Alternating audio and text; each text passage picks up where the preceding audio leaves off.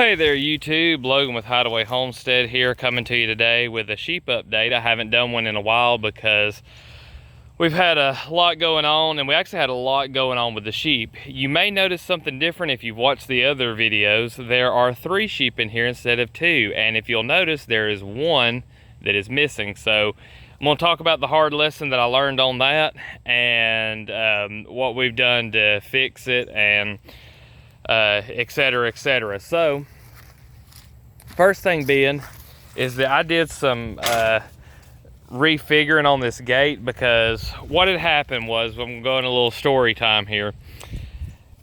I guess a couple of weeks ago, one of the other sheep that was with the big sheep there, the other ewe, she had pushed this gate somehow and got her head stuck and eventually forced the gate open onto the outside of the pen.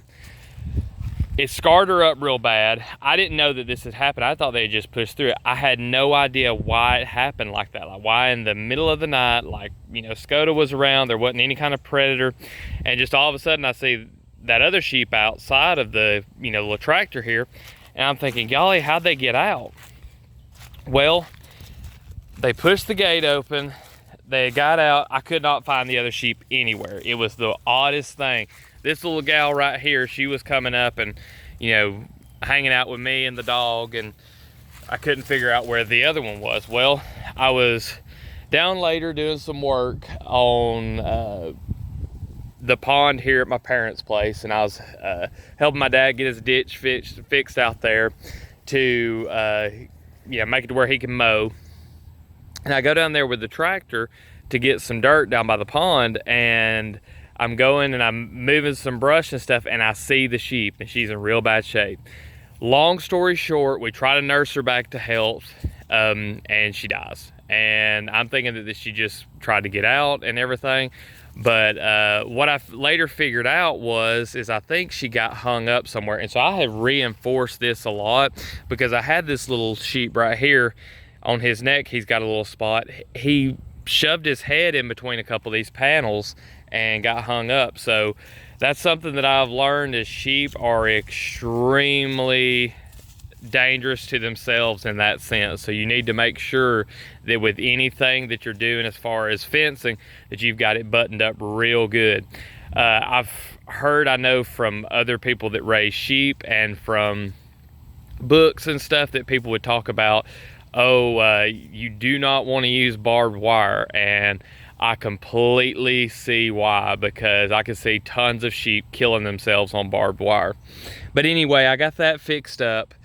The same day that I couldn't find her, I went and I got these 2 little lambs. I got another little ewe lamb and another little ram lamb. Met some really awesome people that are here close that had them, and got to talk to them.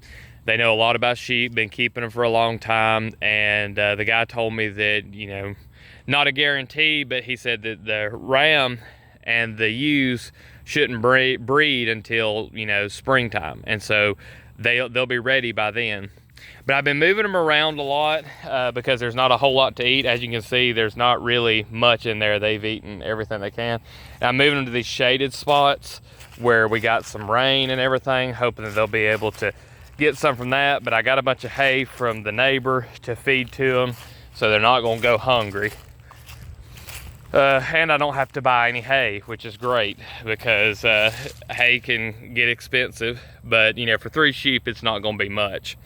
But anyway, this is about the max. What I figured out is having about 3 sheep in here.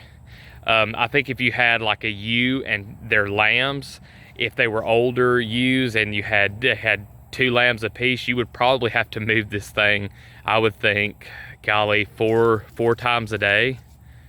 Is what I would think, is it would probably have to, or, you know, maybe 3 times a day. I don't know.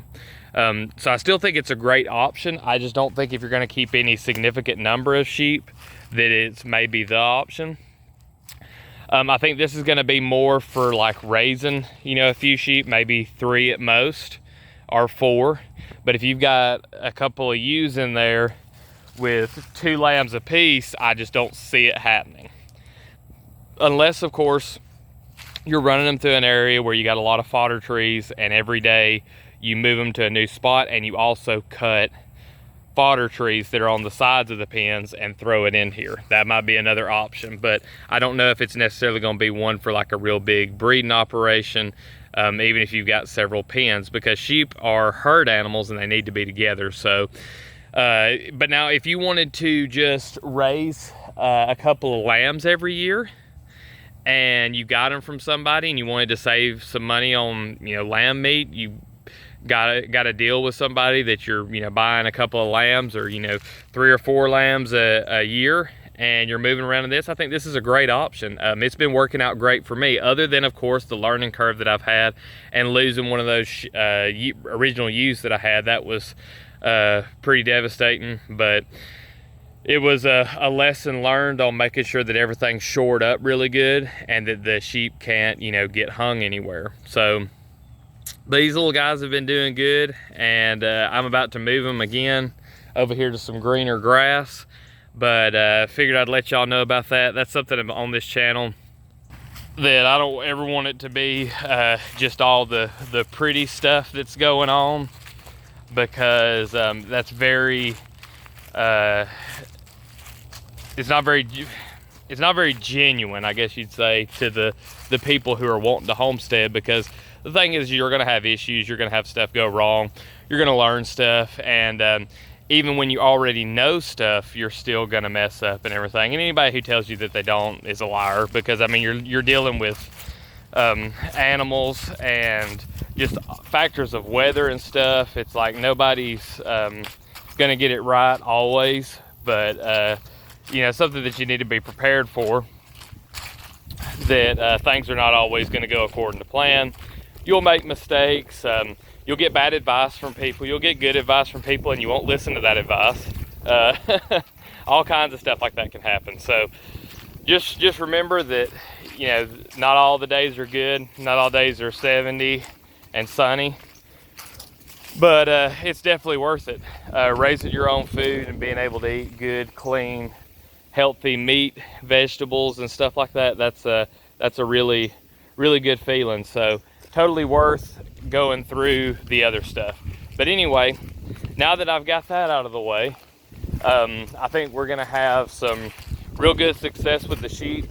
Like I said, they're doing great. I'm looking forward to, come springtime, I think we're gonna be having some lambs, and hopefully their pregnancies will go well, and we'll have some meat in the fall, you know, get us a few lambs, and eat the ram lambs, and get our flock up bigger, and hopefully by that point we'll have some more fenced areas, and I won't have to move the tractor as much. But anyway, wanted to remind everybody that we are having a live stream on Sunday, and we'll be talking about starting a homestead from scratch, and that'll be at 7 p.m. Central Time, and I hope to see y'all there to participate in the conversation, and appreciate all y'all watching, and we'll see you in the next one.